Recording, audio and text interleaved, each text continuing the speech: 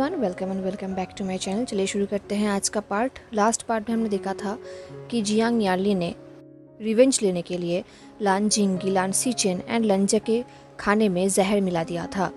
इस जहर का इफेक्ट लंजा के ऊपर तो नहीं हुआ था क्योंकि वो अभी तक इमॉर्टल था, बट जिंगी एंड जेवोचुन मॉर्टल हो चुके थे। उनके ऊपर इस जहर का असर हो रहा था एंड वो लोग ऑलमोस्ट मौत के मुंह में चले गए थे। ये देख के विंग एक्सट्रीमली वरीड हो गया। उसने वेनचिंग को कहा ताकि वो उन्हें ट्रीट करे एंड लंजा ने भी कहा कि अगर लंजा को कोई ज़रूरत पड़ा तो लंजा हेल्प करने के लिए तैयार है। तभी वेनचिंग ने लंजा से कहा कि उसे लंजा के ब्लड सैंपल्स चाहिए, शायद लंजा का ब्लड उन्हें हेल्प कर सकता है। तो लंजा राजी भी हो गया। एंड देन यार्ली ने विंग से कहा कि उसे लंजा से दूर रहना चाहिए, लंजा उसके लिए ठीक नहीं है। अगर विंग सेटल होना चाहता है तो यार्ली किसी और को उसके लिए अरेंज कर सकता है जो रिस्पेक्टेबल होगा, रिच होगा एंड विंग के लिए परफेक्ट होगा। एंड विंग ने ये सब यार्ली के मुंह से सुनने का बिल्कुल भी एक्सपेक्ट नहीं किया था, तो वो शॉक्ड हो गया था। इस तरफ लंजा को भी यार्ली के ऊपर डाउट हो गया था एंड उसने यार्ली को थ्रेट दिया। वो उसे ऑलमोस्ट मारने ही वाला था। तभी वहाँ पे वेनचिंग ने विंग के नाम से चिल्लाया एंड जब वो लोग विंग के पास गए उन्हें रियलाइज़ हुआ कि विंग ने वो जहर वाला चाय पी लिया है।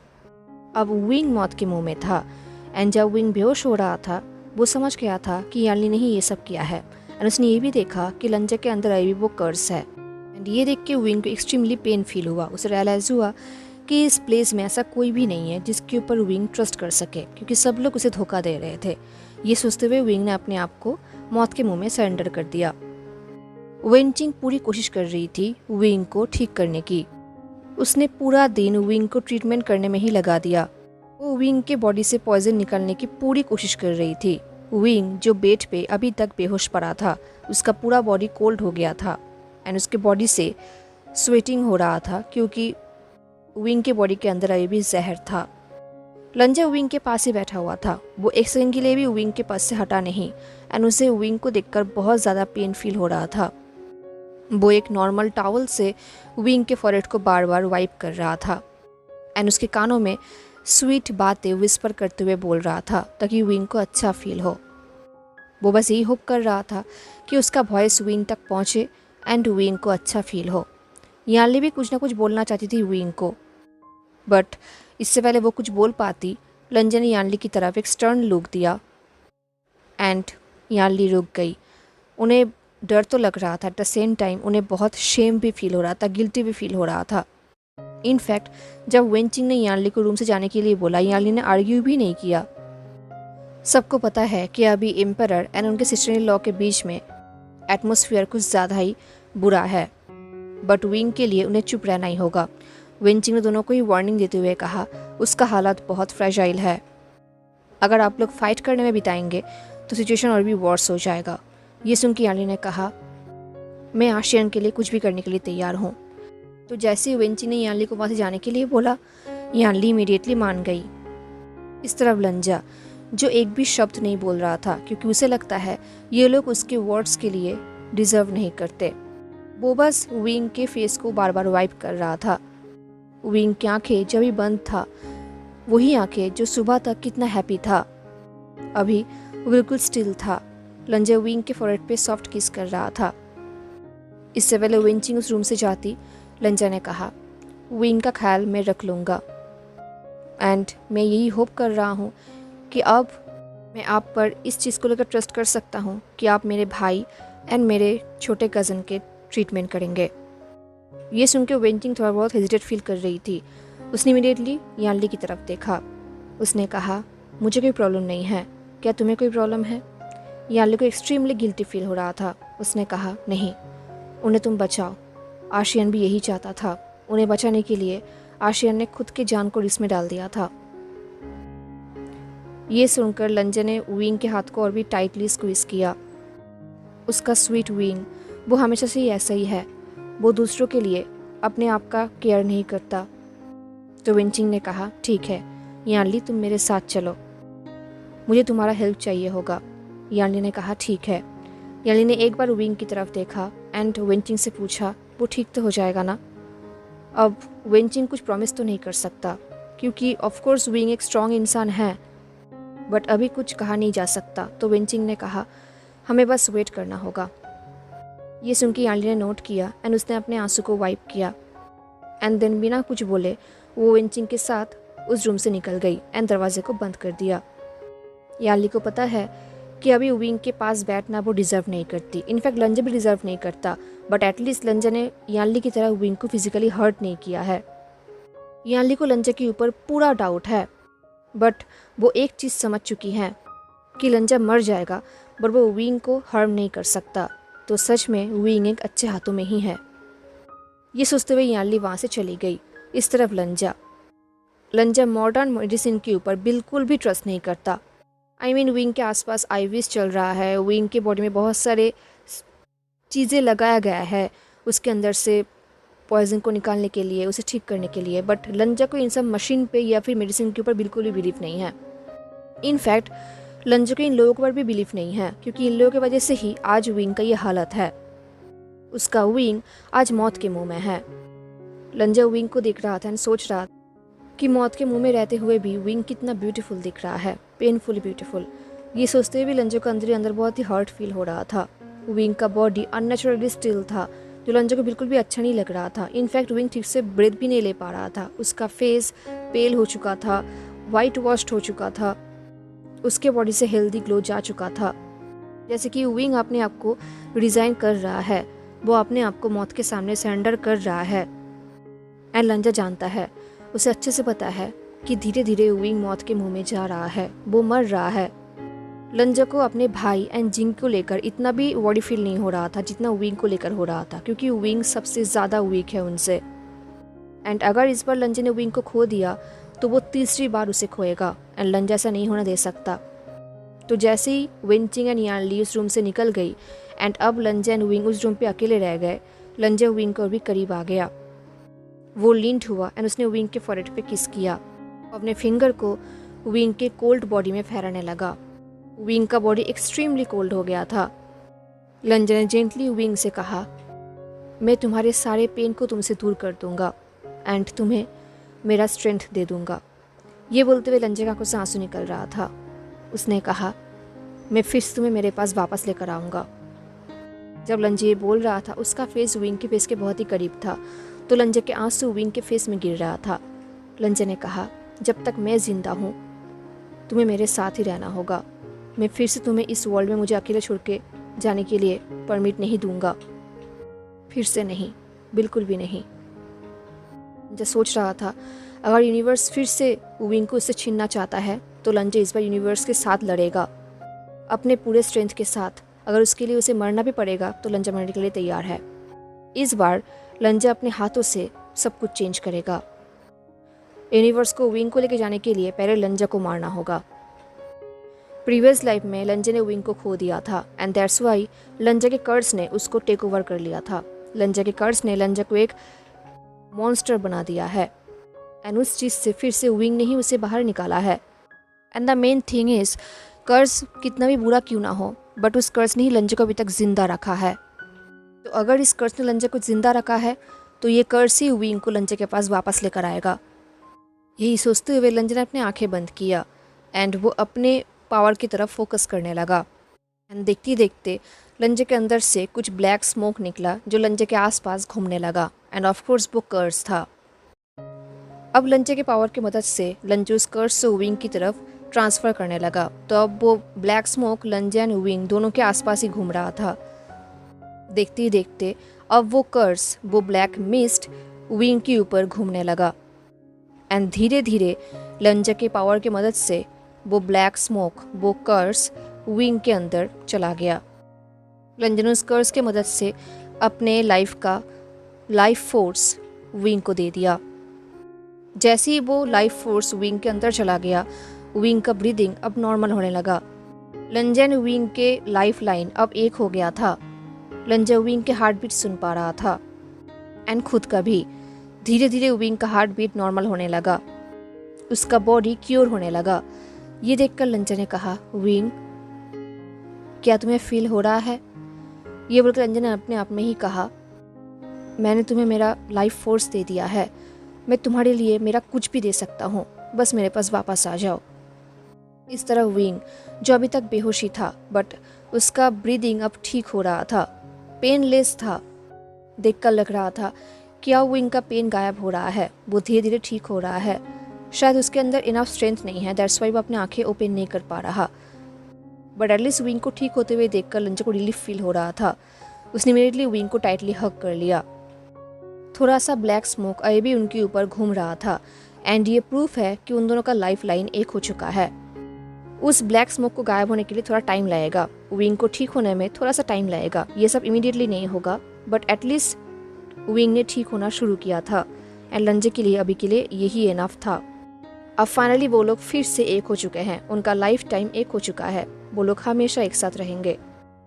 अपना लाइफ फोर्स विंग को दे देने के बाद लंजा का बॉडी अब एक्सट्रीमली टायर्ड हो रहा था, वीक हो रहा था। इतने टाइम से लंजा ने एक दिन भी सोया नहीं था, बट सडनली अभी लंजा को बहुत नींद आ रही थी। उसे एक्सट्रीमली एग्जॉस्टेड फील हो रहा था, तो उसने विंग को हक करके रखा था एंड वैसे ही बिल्कुल हक करते ही लंजा विंग के बाहों में ही बेहोश हो गया एंड बेहोशी की हालत में भी उसने अपने हाथों को विंग के ऊपर पूरे टिबली रैप कर लिया था। एंड जैसे ही लंजा सो गया, शायद सेंचुरीज बाद लंजा को ड्रीम आया। उसने बहुत सालों बाद फिर से ड्रीम देखा, बट ये ड्रीम बहुत ही स्ट्रेंज था। लंजा को समझ नहीं आ रहा था कि ये कोई इल्यूशन है या फिर कोई मेमोरी, क्योंकि इस ड्रीम में लंजा पास्ट में चला गया था एंड आज सन कुछ ज़्यादा ही ब्राइट था, आई मीन एक्सट्रीमली ब्राइट था। सन का गोल्डन रेस उनके ऊपर पड़ रहा था, लंजा के ऊपर। तो लंजा ठीक से आंखें ओपन भी नहीं कर पा रहा था, बट एनी हाउ उसने अपने आंखें ओपन किया। उसे रियलाइज़ हुआ कि वो अपने पेरिस के गार्डन में है एंड उसके सामने विंग खड़ा था। उसके ऊपर भी गोल्डन सनलाइट पड़ रहा था। विंग का हेयर हवा में खिल रहा था, उसके हेयर में वही स्वीट रेड रिबन्स था एंड विंग गार्डन से फ्लावर्स ले रहा था। उसे देखते ही लंजा का हार्ट बीट जैसे स्टॉप ही हो गया था। लंजा ने कहा, विंग। लंजा को रियलाइज हुआ ये मॉडर्न विंग नहीं है, ये पास्ट का विंग है। बट ये पास्ट का वो एग्जैक्ट विंग नहीं है जो वेन्स के पास जाने के बाद बदल गया था। ये तो और भी पास्ट का है, आई मीन जब विंग और भी यंग था, छोटा था। वेन्स के पास जाने से पहले वो जैसा था वैसा विंग। ये विंग कम्प्लीटली डिफरेंट था। ये वही विंग था जिसके साथ लंजा इस पैलेस में एक साथ बड़ा हुआ है। वही यंग, ब्राइट आइड, इनोसेंट विंग जो डर्टी पॉलिटिक्स से, वॉर्स से बिल्कुल अनटच्ड था। उसके आइस में वही चमक था, उसके स्माइल में वही सॉफ्टनेस था। ये विंग बिल्कुल अनबर्डन्ड था, इनोसेंट था। कितने सालों बाद, सेंचुरीज बाद लंजा विंग का ये साइड देख रहा था। लंजा को अब रियलाइज हुआ कि उसने विंग की इस साइड को कितना मिस किया है। ये वही विंग था जिसके प्यार में लंजा पड़ा था, जिससे लंजा को प्यार हुआ था। बट पता नहीं क्यों लंजा को कुछ ठीक नहीं लग रहा था, उसे थोड़ा अनईजी फील हो रहा था। आई मीन लंजा को रियलाइज़ हो रहा था ये वही टाइम है जब विंग ऑलरेडी वेन्स के लिए चला गया था। उनका एंगेजमेंट तोड़ के वो वेन्स के पास चला गया था एंड लंजा के लाइफ से कम्प्लीटली डिसअपेयर हो गया था। देन अभी सेम टाइमिंग में विंग यहाँ पर क्या कर रहा है, ये कैसे पॉसिबल हो सकता है? तो लंजा को एक्सट्रीमली डर लग रहा था, उसका ब्रीदिंग भी हार्ड हो गया था। उसे नर्वसली कुछ स्टेप्स आगे बढ़ा विंग की तरफ। उसने कहा, विंग। इस बार विंग ने लंजा की तरफ टर्न किया, अपने हस्बैंड की तरफ। उसके फेस में वही लविंग स्माइल था एंड तभी लंजा ने देखा कि विंग के हाथों में एक छोटा सा बच्चा है, एक न्यू बॉर्न बेबी है जो एक्सट्रीमली स्मॉल था। गोल्डन सिल्क कपड़ों में रैप्ड किया हुआ था जो कि लान किंगडम का निशानी था। इसका मतलब ये बच्चा लान किंगडम का था। वो बच्चा अभी विंग के बाहों में सो रहा था। वो बहुत क्यूट था। उसे देखकर लंजा का हार्ट बीट ऑलमोस्ट रुक ही गया था। आई मीन लंजा ये क्या देख रहा है? लंजा इतना ज़्यादा शॉक्ड हो गया था कि उसके पैर भी कांप रहे थे। एंड तभी उस बच्चे ने अपनी आंखें ओपन किया एंड उसका आइस प्योर गोल्डन कलर का था, बिल्कुल लंजे की तरह। ये देखकर लंजा एक्सट्रीमली शॉक्ड हो गया। इसका मतलब सिर्फ एक ही हो सकता है। लंजा ने नर्वसली कहा, विंग, तुम्हारा चाइल्ड? ये बोलते हुए लंजा सोच रहा था ये कैसे हो सकता है। तभी विंग ने स्माइल किया। उसके स्माइल में एक कामनेस था, एक प्योरनेस था, जैसे कि उनके लाइफ में जो कुछ भी हुआ है वो कभी हुआ ही नहीं था। ये देख के लंजा सोच रहा था उनकी लाइफ में जो कुछ भी हुआ था, अगर वो सब नहीं होता तो क्या उनका लाइफ ऐसे होता? क्या वो लोग ऐसे रहते? क्या उनका रियलिटी ऐसे होता?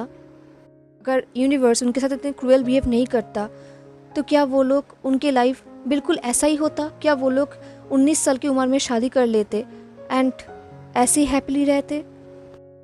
जैसे लंजा ने विंग को बुलाया, विंग ने लंजा को इशारा करते हुए चुप रहने के लिए कहा। देन विंग ने विस्पर करते हुए कहा, आयुअन को अभी अभी नींद आया है, क्या तुम उसे होल्ड करना चाहते हो? शायद वो तुम्हारे बाहों में नहीं रोएगा।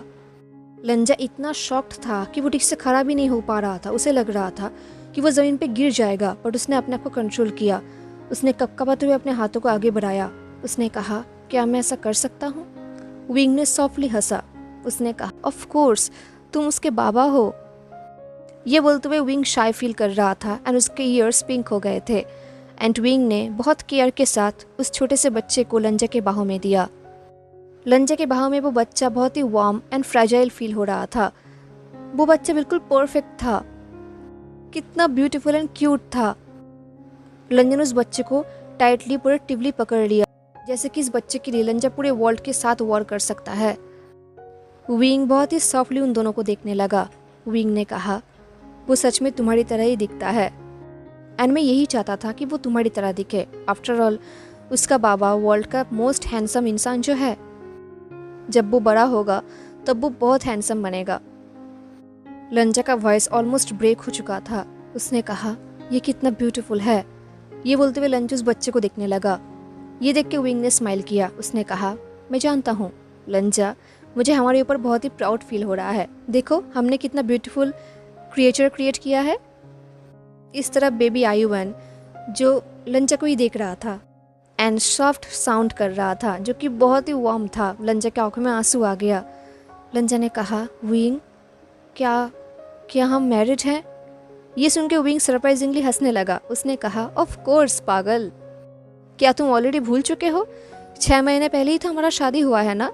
हमारा सेरेमनी इतना बड़ा था कि मुझे ऑलमोस्ट एम्बेरस फील हो रहा था, बट सीजीए एंड आचिंग बहुत हैप्पी थे। ये सुन के लंजा कुछ टाइम के लिए शॉक्ड हो गया। उसने कहा, देन इसका मतलब ये बेबी।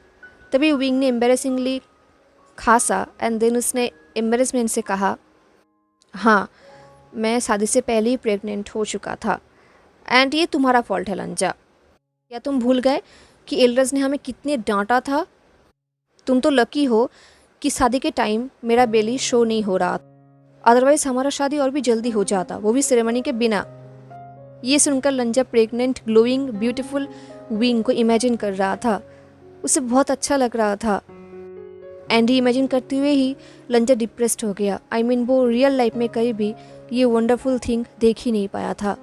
लंजा ने विस्पर करते हुए कहा, तुम ज़रूर बहुत ब्यूटीफुल दिख रहे थे।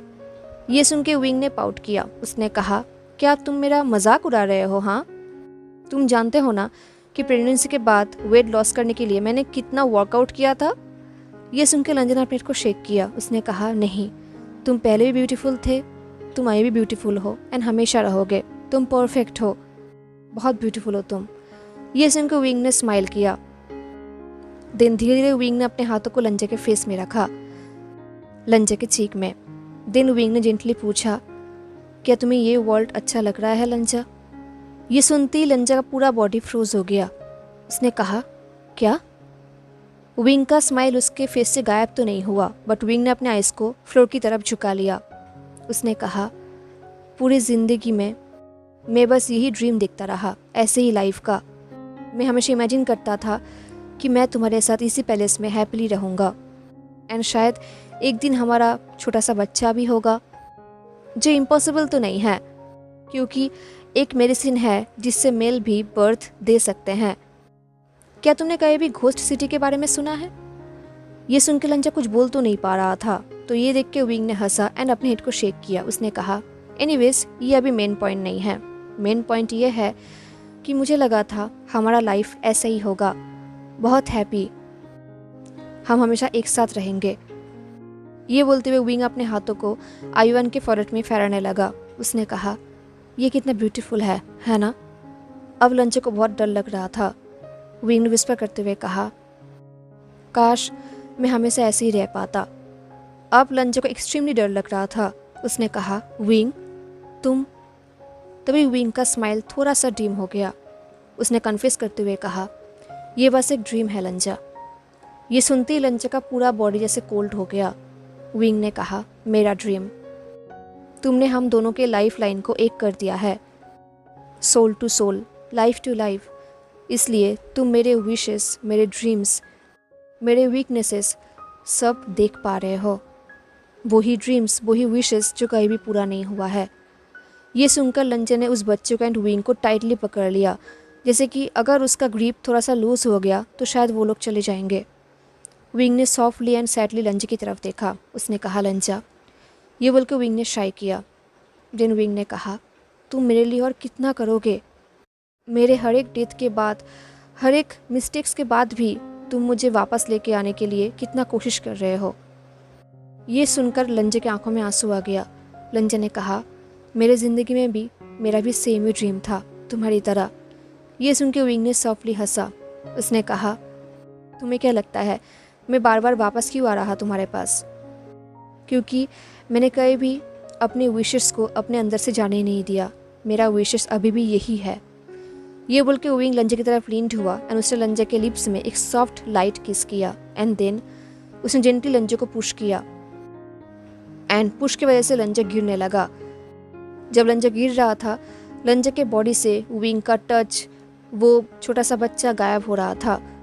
वो पैलेस, वो गार्डन, वो सन, सब कुछ गायब हो रहा था एंड लंजा का विजन ब्लैक हो रहा था। एंड सडनली लंजा का नींद खुल गया।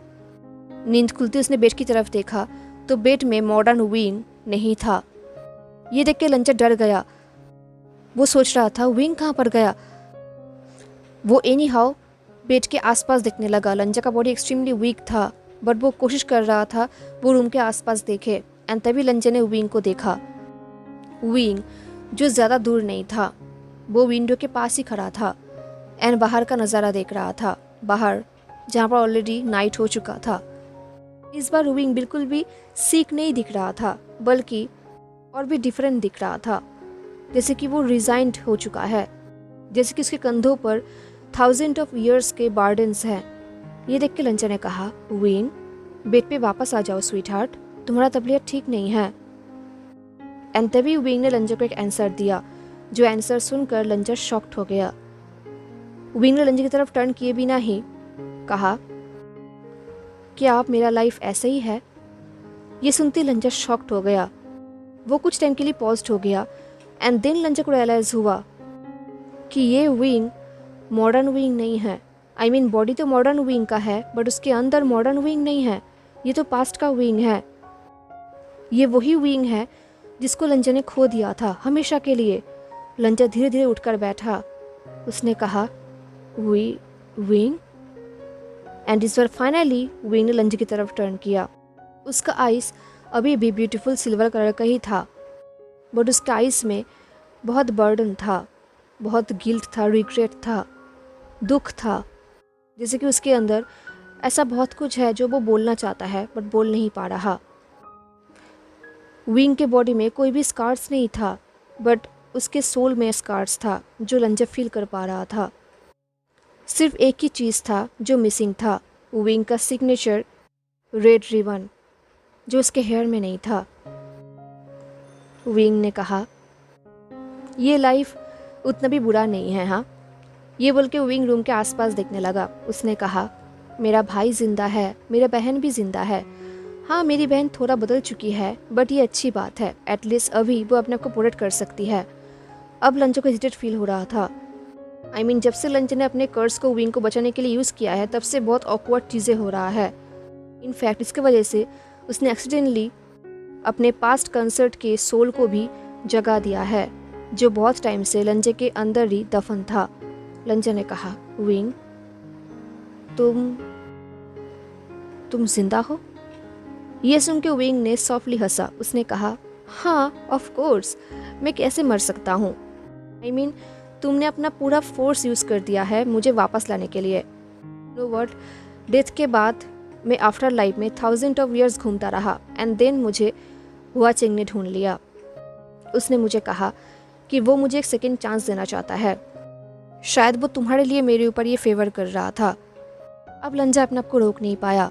वो विंग के सामने गया एंड उसके सामने अपने घुटनों पे बैठ गया माफ़ी मांगने के लिए, क्योंकि वो फिर से पास्ट विंग से मिल रहा था, जो लंजा ने एक्सपेक्ट भी नहीं किया था। एंड अब लंजा अपने गिल्ट को छुपाना नहीं चाहता था। उसने अपने घुटनों पे बैठ गया एंड प्लीड करते हुए कहा, मैंने बहुत मिस्टेक्स किया है। इस कर्स ने पास्ट में मुझे टेक ओवर कर लिया था। मैंने जो कुछ भी किया था वो मैं करना नहीं चाहता था। इनफैक्ट मुझे पता भी नहीं था कि मैं क्या कर रहा हूँ। प्लीज़ मेरा विश्वास करो, मेरा इंटेंशन तुम्हें हर्ट करना या फिर तुम्हारे फैमिली को हर्ट करना नहीं था। विंग कुछ टाइम के लिए चुप था एंड देन विंग ने सैडली अपने हेड को शेक किया। विंग ने कहा, पास्ट में शायद ऐसा ही हुआ था, बट आज ये कर्स तुम्हें कंट्रोल नहीं करता। मैं कोई फूल नहीं हूँ। मैं मॉडर्न विंग के फीलिंग्स को देख सकता हूँ, समझ सकता हूँ। ये कर्स अगर तुम चाहो तो तुम्हें फ्री कर सकता है, बट तुमने उसको अपने आप को फ्री नहीं करने दिया। कि तुम्हें लगता है इस कर्स के बिना तुम्हारा कोई अस्तित्व नहीं है। तुम्हें लगता है इस कर्स के पावर के बिना तुम हैंडीकैप हो। तुम्हें लगता है ये कर्स तुम्हें वो सब कुछ दे सकता है जो तुम चाहते हो। ये सुन के लंजा को एक्सट्रीमली हेवी फील हो रहा था, क्योंकि विंग एग्जैक्टली वही बोल रहा था जो लंजा एक्चुअली में सोचता है। सच में सिर्फ विंग ही लंजा को समझ सकता है। लंजा ने कहा, विंग, इसके बिना मैं तुम्हें बचा नहीं पाता। ये सुन के विंग के फेस में स्माइल आ गया, जैसे कि उसे अपने आप पर सॉरी फील हो रहा हो। उसने कहा, ठीक कहा तुमने, इसके बिना मेरा मॉर्टल बॉडी फिर से मारा जाता। ये बोलते हुए विंग अपने हाथ को ही देखने लगा, जैसे कि वो किसी और का हाथ देख रहा हो। उसने कहा, अब मेरे पास डार्क मैजिक नहीं रहा जो मेरे पास पहले हुआ करता था। मेरी बहन केयरलेस है। अगर तुम खुद इंटरफेयर नहीं करते तो शायद मैं फिर से मारा जाता, वही मेरे बहन के हाथों। ये सुनकर लंजे ने विंग की तरफ देखा तो विंग ने भी लंजे की तरफ देखा। विंग ने कहा, बट शायद मेरा सोल तुम्हारे अंदर के डार्कनेस को रिकॉग्नाइज कर सकता है एंड उसे समझ सकता है, एंड दैट्स वाई शायद मेरा सोल अभी तक जिंदा है, एंड शायद दैट्स वाई मेरे सोल को एक चांस मिला है तुमसे बात करने का। कितना फनी है ना ये। अब मैं तुम्हारे सामने कर्जदार हूँ मेरे लाइफ के लिए। ये बोलते हुए विंग स्माइल तो कर रहा था, बट उसका स्माइल बहुत ही टायर्ड था। विंग ने कहा, वो भी दूसरी बार के लिए। ये सुन के लंजा बिल्कुल साइलेंस हो चुका था। वो कुछ बोलना चाहता था बट बोल नहीं पा रहा था। वो स्पीचलेस हो गया था। उसने कहा, विंग, क्या तुम इसलिए वापस नहीं आए क्योंकि तुम वापस आना चाहते थे? ये सुन के विंग ने अपने आइज़ को टर्न कर लिया। उसने कहा, क्या तुमने ड्रीम में मुझे अभी अभी यही बोलते हुए देखा? तुम जो सोच रहे हो उनमें से कुछ तो सही है, बट पूरा नहीं। मैं अपने विल के अगेंस्ट यहाँ पर वापस नहीं आया हूँ। ये सुन के लंचा ने कहा, उस दिन जब तुमने बैटल फील्ड में अपने पूरे बॉडी को डिस्ट्रॉय कर दिया था तब। ये सुन के विंग ने सॉफ्टली हंसा, जैसे कि उसे एक ब्यूटीफुल मेमोरी याद आ गया हो। उसने कहा, हाँ, वो पेन, वो extreme pain, but you know what, ये बहुत ही ऑड है कि मैंने कोई भी पेन फील नहीं किया था। आई थिंक मेरा हार्ट इतना टूट चुका था कि मुझे ये पेन, ये फिजिकल पेन फील ही नहीं हुआ था। ये बोलते हुए विंग ने बिटरली स्माइल किया। उसने कहा, मैं बस सिंपली ये सब फेस नहीं कर पा रहा था। आई मीन सब कुछ मेरा ही तो फॉल्ट था, बट फिर भी इन सब के बाद में मैं तुमसे प्यार करता रहा। जो इन सब के पीछे था उस इंसान से। मुझे पता था अगर मैं जीता रहा, अगर मैं नहीं मारा, अगर मैंने अपने आप को जिंदा रखा तो शायद मैं तुम्हारे पास ही रहता एंड तुम जो भी मांगते मैं तुम्हें हाँ कह देता। ये सुन के लंजन ने एक शार्प ब्रेथ लिया, एक रिलीफ ब्रेथ लिया। उसने कहा, तो उस दिन जब तुमने कहा कि तुम मुझसे प्यार करते थे आखिरी दम तक, वो सच था। ये सुन के विंग ने सॉफ्टली स्माइल किया। उसने कहा, ऑफ कोर्स, ये सच क्यों नहीं होगा, एंड मैं तुमसे प्यार कैसे ना करता। मैं बस तुम्हारे साथ हैप्पीली रहना चाहता था, मेरा बस यही ड्रीम था। बट इतना सब कुछ होने के बाद भी मैं तुम्हारे साथ हैप्पीली कैसे रह पाता? मैं हर सुबह कैसे हैप्पीली जागता जब मुझे ये रियलाइज़ होता कि क्या क्या हो चुका है, मैंने क्या क्या खोया है। एंड मैं अपने ऑनेस्ट फीलिंग को तुम्हें जानने नहीं दे सकता था। मैं अपने फैमिली को ऐसे अबैंडन नहीं कर सकता था। मैं नहीं चाहता था कि पूरा वर्ल्ड मुझे शेम की नज़रों से देखे।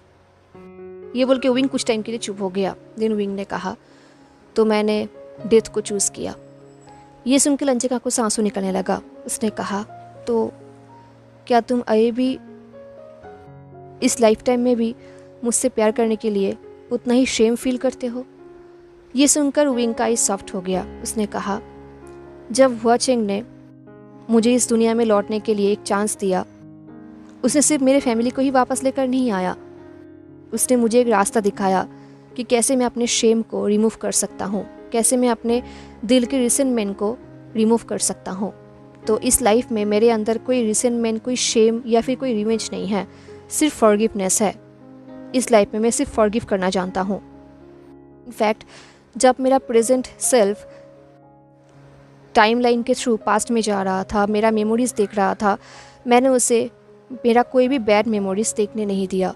मैंने सिर्फ उसे अपना गुड मेमोरीज़ दिखाया। मैं चाहता था कि मैं इस लाइफ में तुमसे सिर्फ प्यार करूं, कोई रिवेंज के बारे में नहीं सोचूं। इवन अब जब मेरा बॉडी पॉइजन हो चुका है, मैं डेथ के मुंह में हूँ, मैं अब भी तुमसे प्यार करता हूँ। ये बोलते हुए फिर से विंग ने खिड़की के बाहर देखा, नाइट स्काई को। उसने कहा, शायद यही मेरा रियल कर्स है, तुमसे प्यार करना, इतने सब कुछ हो जाने के बाद भी।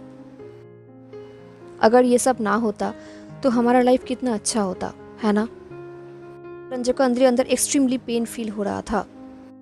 वो इमीडिएटली खड़ा हुआ एंड विंग के पास चला गया उसे हक करने के लिए, पर उसने उसे हक नहीं किया। उसने उसके हाथ को पकड़ा। उसने कहा, विंग, ये लाइफ अब तुम्हारा है, अब तुम्हें इमेजिन करने की ज़रूरत नहीं है, अब तुम इस लाइफ को जी सकते हो।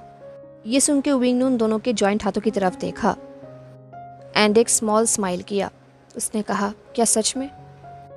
उस केव में जब मेरा प्रेजेंट सेल्फ पास्ट में गया था, एकदम एंड मोमेंट पे, एंड तुम्हें मेरे फैमिली को मारने से रोका, उसने पास्ट को चेंज किया, तब टाइम लाइन भी शिफ्ट होने लगा था टेक्निकली। तो अगर देखा जाए तो मुझे तो एग्जिस्ट ही नहीं करना चाहिए। ये सुन के लंजन ने कहा, विंग नहीं। अब विंग को बहुत ही बुरा लग रहा था, उसे बहुत सॉरी फील हो रहा था। उसने कहा, तुम जानते हो मैं यहाँ पर क्यों आया हूँ? मैं यहाँ पर तुम्हें एक बार फाइनल गुड बाय कहने के लिए आया हूँ। अब लंजे की आंखों से आंसू निकलने लगा। उसने कहा, क्या प्रिजन का विंग तुम नहीं हो? देन तुम्हें जाना क्यों पड़ रहा है? विंग ने अपने थंब से लंजे के आंसू को वाइप किया। उसने कहा, तुम्हारे कर्स ने मेरे सोल के लास्ट पार्ट को टच कर दिया है। जो ओल्ड पार्ट जो एबीस्ट वर्ल्ड में एग्जिस्ट करता था, वो बस टेम्पोररीली एक लाइफ में आ गया है। लंजा पास्ट को चेंज करने की वजह से टाइम लाइन प्लेसेस में मूव कर रहा है चेंजेस को फिक्स करने के लिए। जैसे ये टाइम लाइन सारे चेंजेस को फिक्स कर देगा, मेरे पास्ट के मेमोरीज, मेरे पास्ट के वर्जन, वो भी मेरे साथ गायब हो जाएगा। ये सुनकर रंजू को बिलीव नहीं हो रहा था। उसने विंग को टाइटली हग कर लिया। वो वायलेंटली शेक कर रहा था। उसने कहा, तो क्या तुम स्पेशली मेरे लिए वापस आए हो, मुझे माफ़ करने के लिए? ये बोलते हुए लंज एक्सट्रीमली रो रहा था। ये सुन के विंग ने हंसा एंड उसने कहा, मैं तुम्हें थैंक यू कहना चाहता था। तुमने मेरे लिए बाकी सबको जीने का एक मौका दिया था। शायद उन्हें शॉर्ट टाइम ही मिला था जीने के लिए, पर स्टिल तुमने उन्हें मौका दिया था। क्या तुम उस केव में वापस जाओगे? क्या तुम मेरे लिए आयुएन के बोन्स को ढूंढोगे? मैं चाहता हूँ कि एटलीस्ट मैं उसे एक प्रॉपर दफन करने का सेरेमनी कर पाऊँ। लंजा ने कहा, हाँ, मैं तुम्हें प्रॉमिस करता हूँ, मैं तुम्हारे लिए कुछ भी करूँगा। ये सुन के वी ने लंजे की तरफ देखा। उसका आंखों में भी आंसू था। उसने कहा, thank you my kind husband. क्या मैं तुम्हें हस्बैंड बुला सकता हूँ? अगर मैं तुमसे शादी कर पाता तो मैं बहुत हैप्पी फील करता। अब ये सुन के लंजा एक्सट्रीमली रो रहा था। उसने वीकली नोट किया। उसने कहा, बिल्कुल विंग। विंग ने विस्पर करते हुए कहा, मैं हमेशा तुमसे प्यार करूँगा, हमेशा। ये बोल के विंग अपने टो के थ्रू थोड़ा सा ऊंचा हुआ एंड देन उसने लंजे के चिक्स में किस किया और कहा, इसे याद रखना। ये बोल के विंग ने एक जेंटल स्माइल किया एंड देन उसने लंजा को अपना फाइनल विश कहा। उसने कहा, इस वर्ल्ड में मेरा जो मॉडर्न सेल्फ है उसका ख्याल रखना, उसे तुम्हारी बहुत ज़रूरत है। ये सुन के लंजा ने विंग को भी टाइटली पकड़ लिया। उसे जाने नहीं दे रहा था लंजा। उसने कहा, विंग प्लीज़ मुझे छोड़कर मत जाओ। ये सुन के विंग ने सॉफ्ट शाई किया। उसने खिड़की के बाहर आसमान को देखा। उसने कहा, आज का चांद कितना ब्यूटीफुल है ना? मैं कितना लकी हूँ कि आखिरी बार मैं तुम्हारे साथ ये सीन देख पा रहा हूँ, ये नाइट स्काई विटनेस कर पा रहा हूँ। ये बोलते हुए विंग ने अपनी आंखें बंद किया एंड एक डीप ब्रेथ लिया। एंड देखते ही देखते विंग का बॉडी बिल्कुल लिम्प हो गया एंड लंजा के बाहों में गिर गया। लंजा ने डेस्परेटली विंग की बॉडी को टाइटली पकड़ लिया एंड वो रोने लगा। उसने अपने फेस को विंग के शोल्डर पे रखा एंड वो ज़ोर ज़ोर से रोने लगा, जैसे कि वो विंग के उस वर्जन के लिए शोक मना रहा हो जो अब एग्जिस्ट ही नहीं करता। ऐसे ही घंटों बीत गया। लंजा बस विंग को बाहों में लेकर फ्लोर में बैठकर रोता रहा। विंग का बॉडी जो मोशनलेसली लंजा के बॉडी में पड़ा हुआ था। अब देखते ही देखते रात से सुबह हो चुका था। सनलाइट विंडो के थ्रू रूम के अंदर आ रहा था एंड फाइनली विंग के बॉडी ने थोड़ा साउंड किया एंड इससे ही लंजा विंग की तरफ देखने लगा। अब विंग धीरे धीरे जाग रहा था। वो धीरे धीरे अपने आंखें ओपन कर रहा था। उसकी आंखों में अभी भी वो सॉफ्टनेस था, बट उसका सिल्वर आइज अब कम्प्लीटली सिल्वर नहीं था, थोड़ा बहुत ब्लैक था। और उसका फेस अभी भी सेम इनोसेंट ही है, अभी भी प्योर है जो पहले हुआ करता था, जैसा लंजा को याद है। विंग ने स्लिपली कहा, लंजान। विंग के पूरे बॉडी में बहुत दर्द हो रहा था, जैसे कि वो सेंचुरी से स्लीप में था, अभी अभी उठा है। But at the same time उसे बहुत स्ट्रॉन्ग भी फील हो रहा था, बहुत ही न्यू तरीके से फील हो रहा था उसे अपने बॉडी को। एंड लंजा ने पहले नोटिस नहीं किया था, बट लंजा ने अब देखा कि विंग का heir, I mean modern wing का हेयर, जो रातों रात बहुत लंबा हो चुका था, उसका हेयर पुराने विंग की हेयर की तरह हो चुका था। उसका लॉन्ग हेयर फ्लोर को टच कर रहा था। ये देख के लंजा सोच रहा था, शायद पास्ट का विंग अपना यही निशान छोड़ कर गया है। लंजा ने इमीडिएटली अपने हाथ को विंग के फेस में रखा एंड अपने चीक्स को विंग के चीक्स। लंजा का उसे अभी भी आंसू निकल रहा था जो विंग फील कर पा रहा था। लंजा ने कहा, विंग तुम ठीक हो? लंजा के रोते हुए देखकर विंग ने कंफ्यूजिंगली कहा, लंजा? ये बोल के विंग लंजा के टीयर्स को वाइप करने लगा। उसने कहा, सैर होने की ज़रूरत नहीं है। ये बोल के विंग ने टीज किया। उसने कहा, मैं तुम्हारे सामने हूँ एंड मैं और भी स्ट्रॉन्ग फील कर रहा हूँ। क्या तुम्हें मुझे लेकर कोई बुरा सपना आया था? ये सुन के लंजा से और भी आंसू निकलने लगा। उसने सॉफ्टली स्माइल करते हुए कहा, मुझे सबसे अच्छा सपना आया था, मेरे लाइफ का बेस्ट सपना। हेलो एवरीवन, तो कैसा लगा आपको आज का पार्ट ज़रूर बताना। मिलते हैं नेक्स्ट पार्ट में। तो take care, stay safe, bye.